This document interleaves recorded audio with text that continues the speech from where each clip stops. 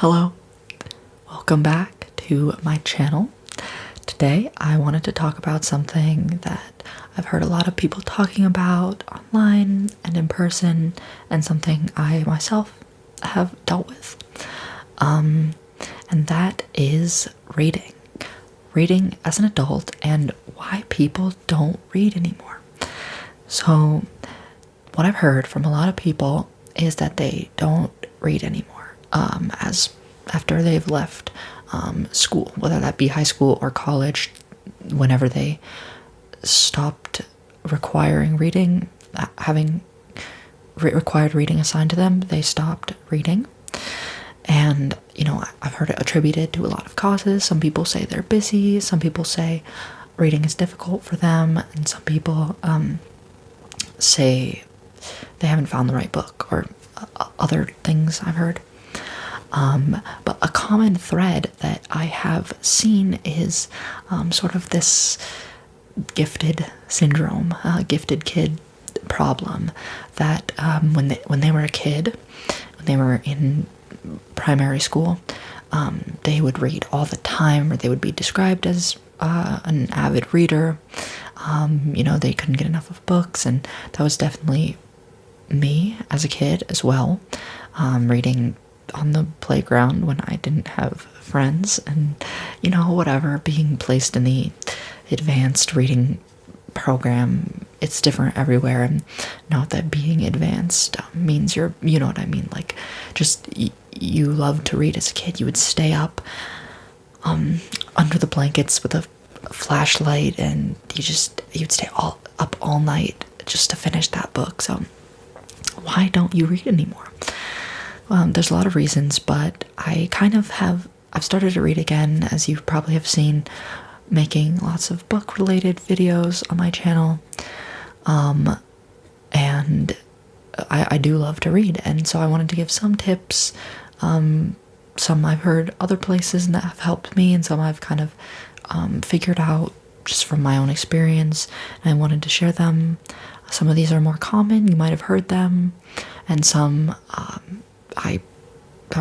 less common, I guess. So stick around, listen to hear these tips if you are, looking to start reading again but really don't know where to start. Okay, so this first one is the one you'll hear everywhere, but bear with me. It's make time to read. I would say, though, there's a caveat to that. What I've heard in other places, I've heard this tip is read whenever you can. So they'll say, bring a book with you, have it in your backpack, read on your phone, read when you're waiting for the bus, read when you have 5 minutes, whatever. And I would advise against that, actually. All of these tips, it's like, if it works for you, it works for you, So that, I'll just disclaimer right up front. I'm not telling anyone to not do what works for them, but my advice is don't try to read in those 5 or 10 minute chunks. First off, like, let's say you're waiting for the bus and you're reading. You're going to be constantly looking up for the bus. You know what I mean? Like, there's 2 thoughts going on in your mind. There's this alertness, waiting for the bus, and the trying to pay attention to the novel. And the other thing with that is, if you, the author writes it in a certain way for a reason. So there's build-up, it's broken into chapters, like every little thing leads to the next thing. And if you kind of are breaking up in weird places, you always have to get right back into it. And then you have to get back into it, and you won't know where you are. So you'll be rereading parts, and you're not getting the fluid experience of reading a story. Or if it's nonfiction, you're not getting the full argument all the way through, if that makes sense. So you're not really retaining the knowledge or the story if you're breaking it up like that.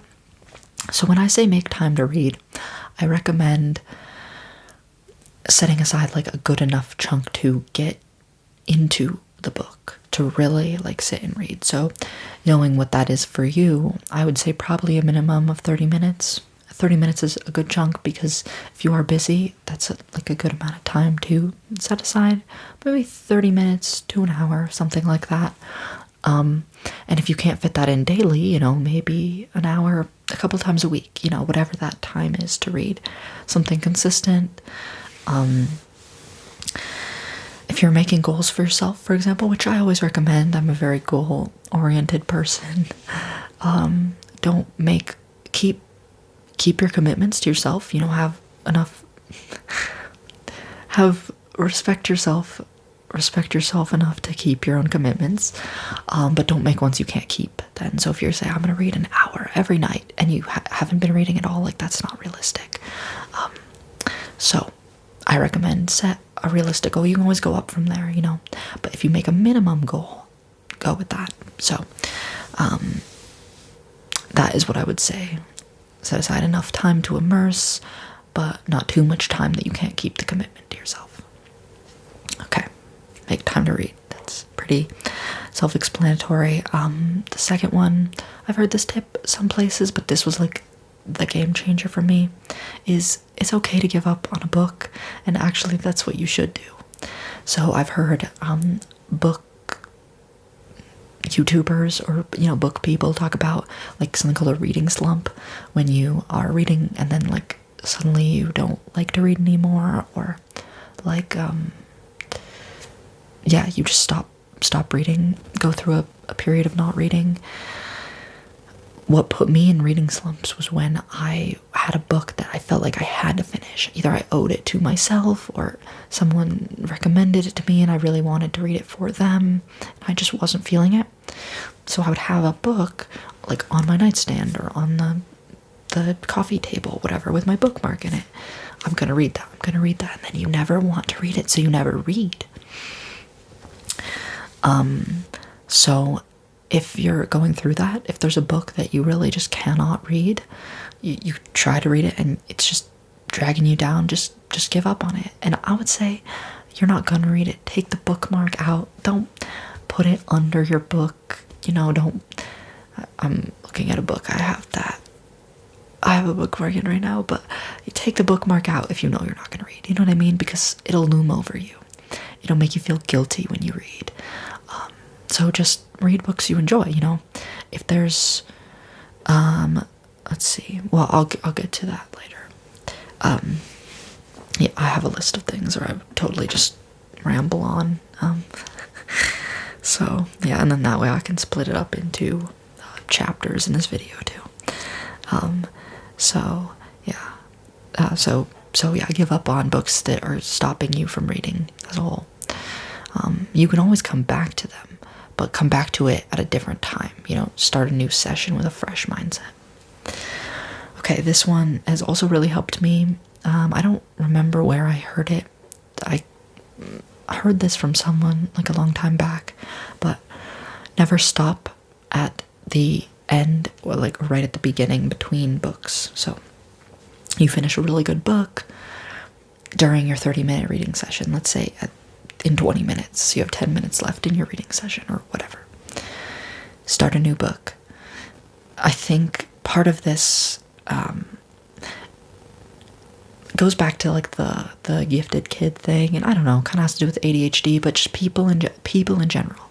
Decision making is a big, like, it takes a lot of mental energy, especially like I've had that in my experience. So for example, I pick out my clothes the night before, because starting my day with a decision is really like mentally draining for me. So things like that. So knowing that for yourself, knowing that a decision, for me, in my experience, you make a decision, don't save that for your future self. So I have a book, let's say I want to read, like, next in my queue, or like a list of books I want to read. When I finish that book, I'm going to, in that same reading session, start the next book. Get, you know, even a couple of pages in, a chapter in, whatever. Because that way, when you sit down for your next reading session, or before you sit down, you're not going to be like, oh, now I have to decide what book, I have to start it. Just pick the book while you have the momentum, while you have the inertia, you know what I mean? So you don't have to accelerate from zero, if that makes sense. Yeah, so sometimes even when I don't have time for another chapter, I just flip through the the dedication page and the table of contents or whatever, and just go straight to the first page and put my bookmark there, and that is enough to just be like, okay, I have started this book, if that makes sense. So I recommend doing that. Okay, my next tip is knowing the difference between fiction and nonfiction for yourself, and how you engage with those respectively. What I've discovered, and for example, some people, they just don't like nonfiction. That's okay, don't force it on yourself. Or if you really, let's say you don't like nonfiction, but there's something you really want to read, know the cues for yourself. For me, fiction is something that relaxes me. It's escapism. So I like to read it before bed because it kind of takes me away from my worries, and makes me tired, and yeah, so it's a really good before bed thing. Whereas nonfiction, I also really like, but it's more of a morning thing for me because it gets me revved up about my day, because I read a lot of, I guess you could call it self-help, self-improvement books, for example, books about your morning routine, or what your morning routine should be, or habits for creative type of book, and then when I read something like that, I get really revved up about all these life changes I want to make. I get inspired, so I'll be like, oh my gosh, I really want to implement that, whatever. So when I read it at night, it makes me too high-strung to sleep. So knowing kind of how that is for you. Is nonfiction boring for you? So you need to have engage with it in a different way.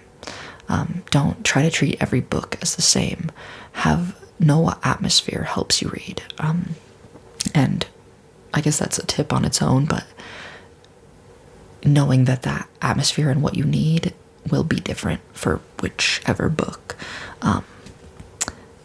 you're reading, whether that be fiction or nonfiction, or even subcategories within that, such as, poetry, prose, biography, if you engage with those differently, if that makes sense.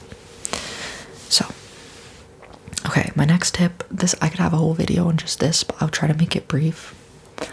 Dopamine. We hear a lot about dopamine in memes and the media and pop culture and this and that. So there's a lot to say on dopamine, but basically, it's kind of that hormone, that chemical in your mind that is, that it is like addiction. That's a very large oversimplification of what it is, but when you enjoy a piece of chocolate, that is dopamine, but the dopamine is also what makes you want to grab a second square of chocolate, if you know what I mean. And then you sort of build it up to this tolerance level where things that you used to find enjoyable, you no longer feel enjoyable, or no longer give you enjoyment. So, right, for example, you don't just enjoy one square of chocolate, you need another chip or whatever it is, even as far as substances, you gain a tolerance to a certain extent, and then you need more. So all that to say, we're surrounded by constant entertainment and just sitting and being, and low stimulation things don't give us that sort of dopamine hit anymore, so they're not as enjoyable. So I don't know how it is. I think a lot of people in the younger generation, in my generation, I've seen a lot of posts about this, you watch something while you eat, you watch YouTube while you eat your lunch, or you're always listening to something or whatever. So our entertainment meter is set way up here.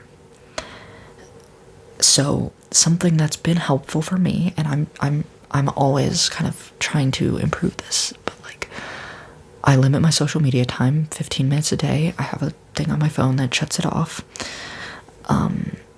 But when it comes to reading, so to bring it back, is I just put my phone in another room. Because when you have a book that you haven't started and it's about economics, and then you have your phone, which has the entire world and all of your friends and YouTube videos on it, there is a clear choice that your brain is going to make in that instance. And even if you pick the book, you're always going to be looking over. Like you want to check your phone, but you shouldn't. And that's kind of drawing you away from the book. So what I tried to do, and with all these tips, these are just things I try to implement. Obviously, nobody is perfect, and I'm sure this will evolve over time. But my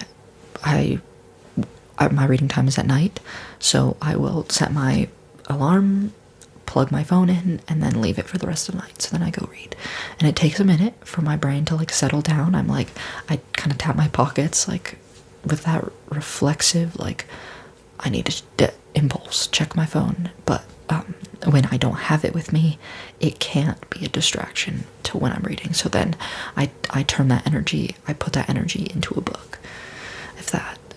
So I put my phone away at like anywhere between like 6 and 9, and then yeah, I'll just get a cup of tea and sit on the couch and read till I get ready for bed. So that was kind of my tip surrounding high stimulation, dopamine, and just how to kind of like how that is a big barrier in terms of loving reading. And getting back into that mindset of like when you were a kid and wanting to read all night,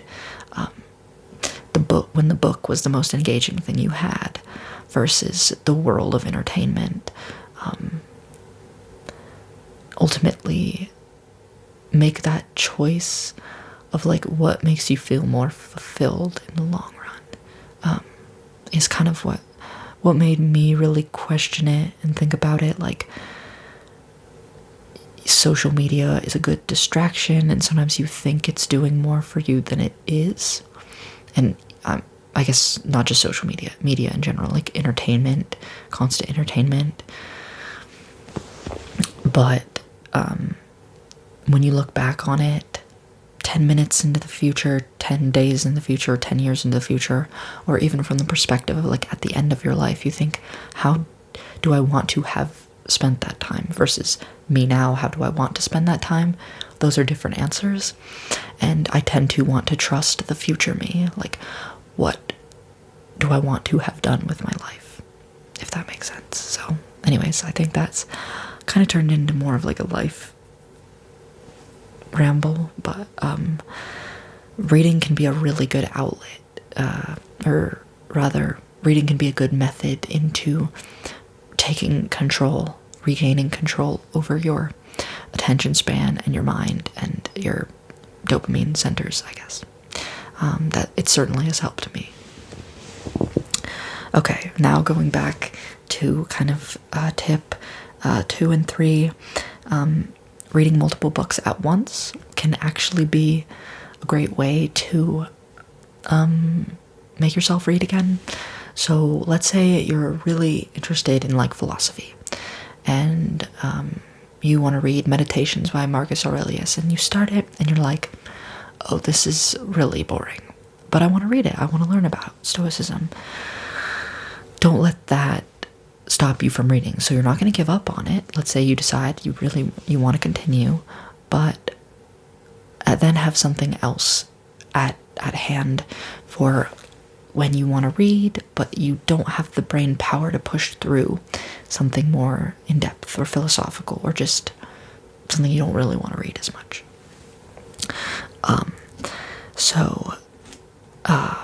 Like for example, you want to read Meditations and then have Twilight at hand. You know what I mean? Have your grocery store romance novel or whatever it is you want to read on the side. I don't know. Having multiple books going at once, I think it's just good. And then you can have, a fiction, nonfiction, a difficult and an easy, a nighttime and a morning, an audiobook and a physical book. You open up more opportunities for yourself to read, and if you end up only reading one of them, that's great, that's more than zero. Yeah. So having multiple books going at once. I was going to say something about audiobooks, but honestly, it's so different for everyone. Someone else I talked to when writing these tips really only listens to audiobooks, and that's very much not me. I guess what I was going to say about audiobooks is just be mindful of them, be wary of them. If you are like me and you're the type of person to put on an audiobook and then let your mind wander, maybe they're not for you. But on the flip side of that, if you're laboring through physical books and it doesn't work for you, maybe you have dyslexia or something like that, excuse me, or you just are too busy and you have like a lot of time to listen to a book, then take that opportunity and do audiobooks. Just be mindful that you're not just zoning out and you're actually paying attention. Something I've used audiobooks for in the past that actually helped me get back into reading was have the physical book and the audiobook and do both at the same time, because it can help you really focus on both. So like the audiobook is kind of narrating what you're reading, but the physical book is making you pay attention so you don't look and do a bunch of other stuff. So it's like using both inputs to really engage with it. I would put the audiobook at like 3 times speed or whatever your reading speed is. So, don't labor through it if it's like way too slow for you, obviously. And then I guess this is kind of this last tip that I would say, and this is I haven't seen this anywhere else. Obviously someone else might be doing this. This is just kind of something I came up with. Don't be afraid to annotate or write or doodle in your books.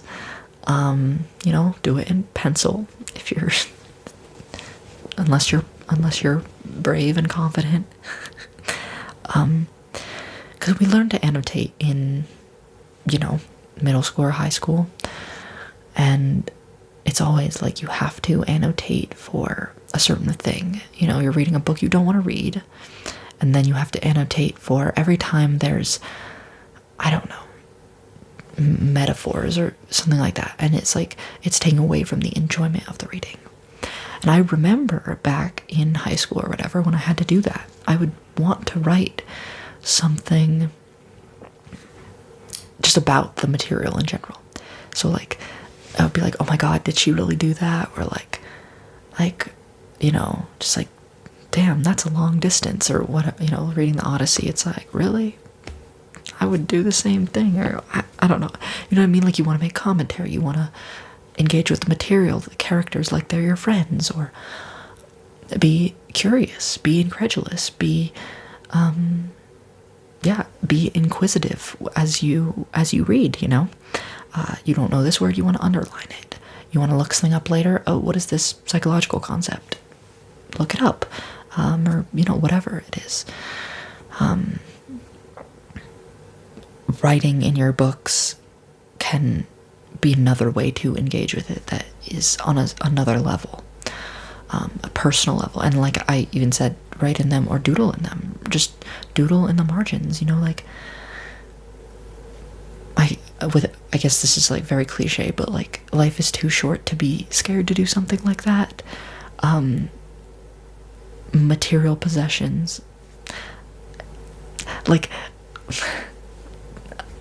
I guess that's like, I don't know, like there's a less cheesy way to say what I'm trying to say. Like if it would help you read like it has for me, and if it's just in pencil, like the perfectly blank pages of your book is less important than the experience you'll get from engaging it with it in that way, if that makes sense. So underline things, draw, make little notes, like, yeah, like, what the heck, you know? I think that's really helpful. And it's just fun, you know? I think always, like, when you involve something physical too, you're solidifying it in your mind too better. It's more engaging for your brain. So yeah, that's just some tips I have. I would love to hear what your thoughts are. If you have any tips for me or for others, kind of what helps you read, or just kind of your thoughts in general. Were you one of those people who loved to read when you were a kid and then stopped? And what was your experience like with that? And let me know if any of these tips were helpful for you. So yeah, and I hope you found this video relaxing or interesting at least, and have a great night.